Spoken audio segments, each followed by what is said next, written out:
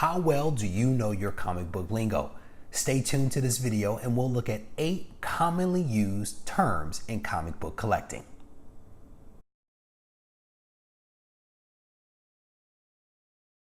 How you guys doing? Reggie here, your friendly neighborhood bodybuilder and comic book collector, and I want to welcome you to another one of my videos. In this video, we are going to examine 8 commonly used terms in comic book collecting. I'm going to define these terms and I'm going to hopefully be able to show you some examples of what they look like as well. I created this series to help folks like you that may be new to comics or folks that are returning to comic book collecting. Personally, I took a very long break from comics, got back into it several months ago, spent a lot of time trying to figure out the new terms and the new lingo that was being used. And once I think I got it figured out, I wanted to create this series to help not only myself, but others of you that may be struggling with what these terms actually mean. So I want to thank you for watching this video. I hope you find it entertaining or informative. All right, so the first term that we're going to jump into is retcon. A retcon is the introduction of new information or the reinterpretation of information that allows a story to go in a dramatically different direction. A retcon is used by a writer to tie up loose ends or to account for inconsistencies in a story or a plot line. Retcons are used by both DC and Marvel for this purpose of taking stories into different directions. Chris Claremont was well known for doing this with the Uncanny X-Men, partly because the title has been around forever, but also because he needed to tie up some loose ends. And so you can look at things like Forge and his ability to use technology to send people into the past and into the future allowed the writers of Uncanny X-Men to tie up and clean up loose ends.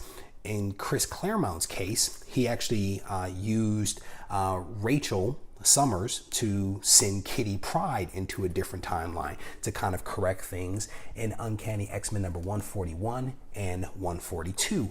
These stories in the Uncanny X-Men are extremely complex, and again, because of how long the title has been running, there's oftentimes a need to kind of clean things up or to re-envision them for the future. So let's show another example using an X-Man. We're specifically going to look at Wolverine, who made his appearance in Hulk 180 and his full appearance in Hulk 181. In these issues, there was no mention that Wolverine was actually a mutant. In fact, it's believed that his gloves contained his claws, that they actually weren't part of his anatomy. It wasn't until Giant Size X-Men that we actually learned that he was a mutant. And I think it was even after this time that another writer, I think it was actually Chris Claremont, that actually made Wolverine's claws part of his anatomy and made it an extension of some of his mutant abilities and again, some of the things that happened in his past as part of the Weapon X program. So again, the Giant Size X-Men, Hulk stories are a great example of what a retcon is. So we're going to stick with this theme of the Uncanny X-Men to talk about our next term, and that's centering. The term centering refers to how the cover of a book is wrapped around the interior pages of a comic during the production process. A book with bad centering could be considered less desirable and thus less valuable than a book with perfect centering. An off-centered book could feature words or even the comic code that is truncated. Other examples of off-centered books include those where the back cover can be seen from the front or the front cover from the back. So here is an example of Uncanny X-Men number 266. This is the first full appearance of Gambit, and you can see this is a CGC grade 9.0. One of the areas that I want to draw your attention to is this upper edge, where if you see the words Uncanny X-Men are essentially all on the page and not necessarily near the edge of the page. Now let's compare that to an 8.0, where you can see that the very top of the N, the two N's and the Y in uncanny are very, very close to the edge of the book itself. This is an example of where centering or a wrap wasn't properly done versus this 9.0. So hopefully you can actually see the differences between those two books. All right, so that's an example of centering and also bad centering. All right, so the next term that we want to talk about is pence stamp. A pence is basically a penny in the United Kingdom. In the 60s, 70s, and the 80s, both Marvel and DC printed comics in pence versus cents for sale in the United Kingdom. Despite having been printed at the same time as the cents version and in lower quantities, the pence comics are perceived as less valuable than their counterpart. All right, so unfortunately, I don't have any comics with pence stamps on them, but I will try to put one on screen so that you can actually see the difference between a cents and a pence. All right, so the next term that we want to talk about is LCS, which essentially stands for local comic shop. Okay, relatively straightforward with that definition. Right, let's get set up for the next one. All right, the next term that I want to explore is newsstand versus direct. A newsstand comic is a book that is sold from a distributor to the retail outlet like a grocer or convenience store like 7-Eleven.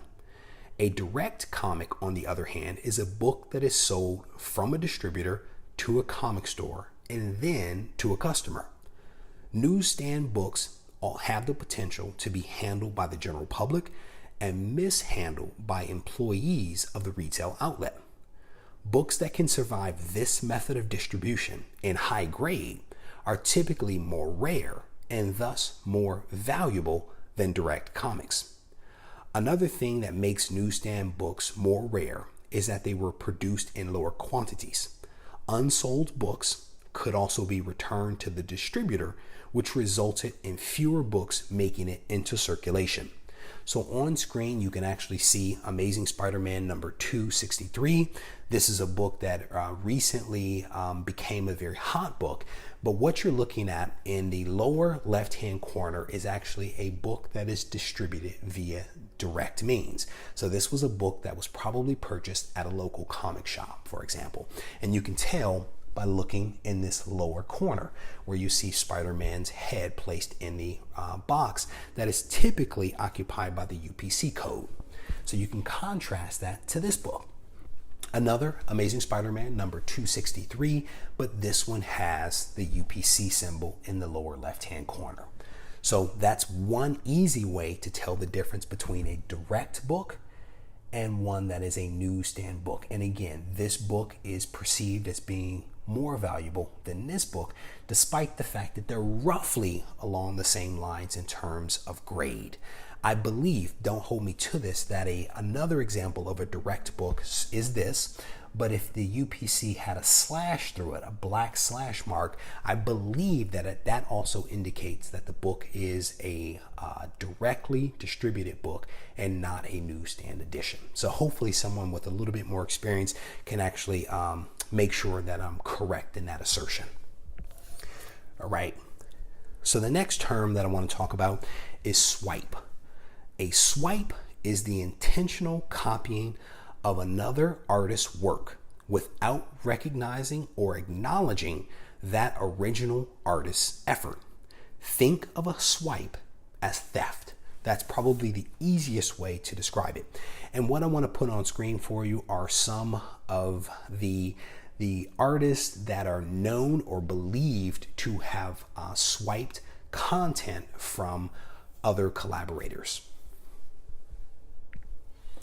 All right, now I want to contrast the term that we just discussed of a swipe with that of a homage.